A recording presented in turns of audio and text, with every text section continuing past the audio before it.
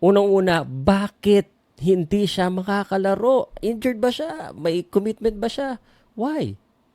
Ang reason binigay, according to Coach Tim Cohn, they told us, meaning to say Campo ni Kai Soto, na he will be attending the NBA Summer League, which will occur in Las Vegas from July 9 to 19. And now, Oh. here's where the scheduling conflict arises. Ang Gilas may laro from July 3 to July 6. So, even in the best of times, na matapos agad ang laro ni Kai sa New Zealand or Australia yata yung second game, then he will have to fly across the pond, across the globe, to go to the United States. Pero, here's the problem.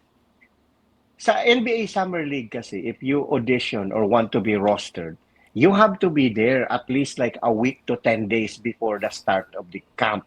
So kung Makes July sense. 9 magsimula, you'd have to be there by at least July 1st. Mm-mm. So to me, there is this choice between Kai na ano ba ako, Summer League or Gilas? So I think ultimately his team decided na NBA sila because gusto naman talaga ni Kai talagang pupunta sa NBA. And even Coach Tim Cohn, he harbored no enmity